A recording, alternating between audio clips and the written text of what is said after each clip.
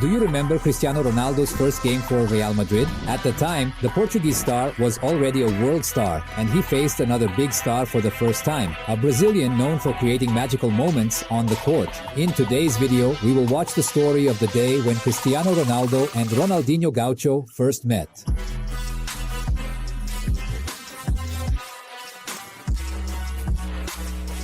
Real Madrid versus Milan. In 2010, when Cristiano Ronaldo began his glorious career for Real Madrid, Ronaldinho Gaúcho was already a dedicated crack playing for Milan. And for those who think that the Spanish team was much better than the Italian team, they are mistaken. The Italian team's midfield at the time relied on Pirlo, Cat and Seedorf, who by the way was the owner of the shirt 10. On the attack, playing with the shirt number 80, there was Ronaldinho Gaúcho and one such Zlatar Ibrahimovic. Oh, and at the reserve bank I still had Robinho. The Real Madrid team also came with a strong cast, counting on Casillas, Pepe and Marcelo in the back, and in the front line, Ozio, Di Maria and Claro, with the Cristiano Ronaldo 7 shirt. And in that game, Sergio Ramos and Kaká, both injured, did not participate. The ambience of the Santiago Bernabeu. The October 19th clash marked the first time Ronaldinho Gaúcho and Cristiano Ronaldo have faced each other. Even when it comes to dueling between two unparalleled cracks, there were other interesting ingredients that were part of that great game. It was the third round of the Champions League group stage. And the dispute. It was nothing more than one of the two biggest winners of the competition, and Real Madrid were looking for revenge after losing 3-2 at home to Italy the previous year.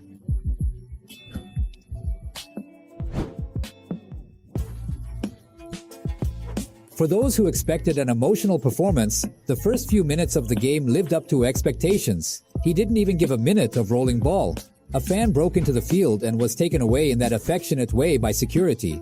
What we saw at the beginning of the game was one burl with great will and a half-disorganized Italian team.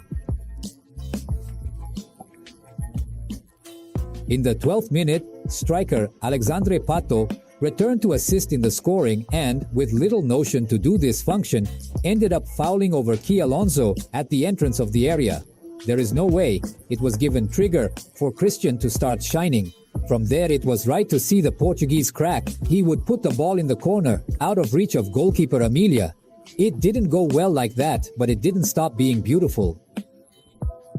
Shirley 7 hit a shot in the middle of Milan's barrier which opened, and all that remained was to look at it, and it went into the left corner of the goalkeeper, and there was no chance at the beginning, and Madrid won nil.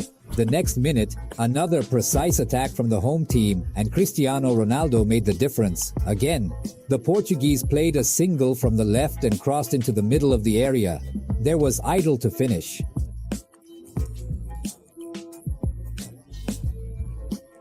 And then luck appeared again on the side of the Spanish team. Ozio's shot went wide, and the ball deflected into defender Boneira, sending the Milan goalkeeper out of control. Another real goal, the second one in 2 minutes, couldn't have started better. Ronaldinho enters the game. At that time, everyone was already wondering, when will Ronaldinho appear in this game? The Brazilian crack seemed uninspired that day. Like the entire Italian team, Milan only began to find space after the Spanish team's second goal, which eased the pressure.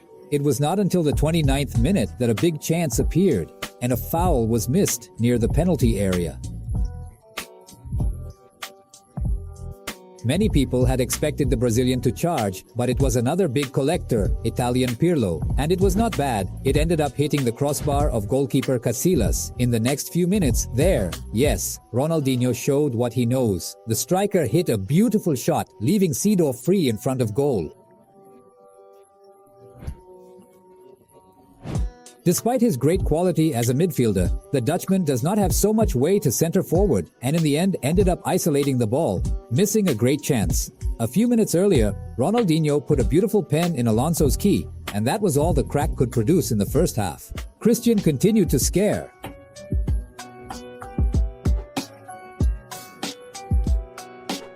Minutes after Milan conceded the goal, Real Madrid's crackle reappeared in a single play, dribbling twice over defender Alessandro Nesta and hitting a beautiful corner kick, forcing the Italian goalkeeper to make a beautiful defense. And the first half ended like this: 2-0 for Real, an advantage for Cristiano Ronaldo. The second half started warmly, and Milan continued to show little inspiration in attack.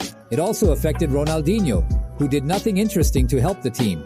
The Brazilian only appeared at one point in the second half and was not even creating plays. On the contrary, there he was scoring Cristiano Ronaldo.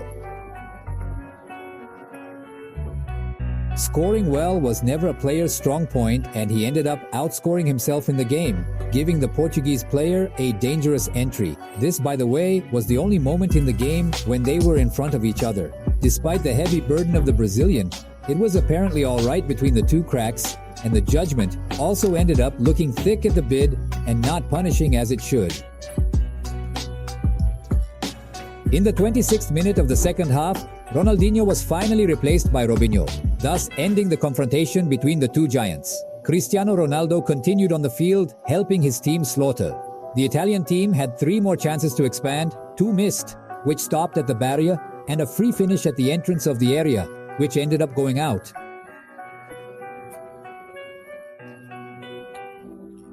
The second half ended without a goal from either team, and the 2-0 was fair. Cristiano Ronaldo deservedly won the Man of the Game award, the future of the two Ronaldinho. 10 years after this unprecedented confrontation, we can look at this game as a reflection of what was to come.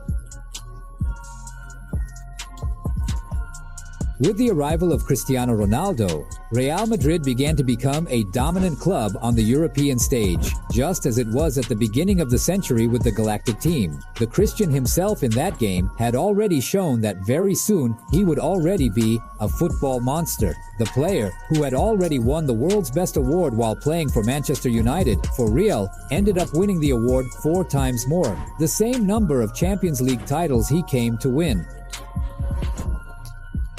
The Milan team since 2010 has begun to lose strength on the international stage. Although still the national champion that season, the team never went far in a European competition. The same can be said of Ronaldinho Gaúcho. Although he continued to be spectacular in some games, he was no longer the same Ronaldinho at his peak at Barcelona. 3 months later, he will leave Milan and never return to European football.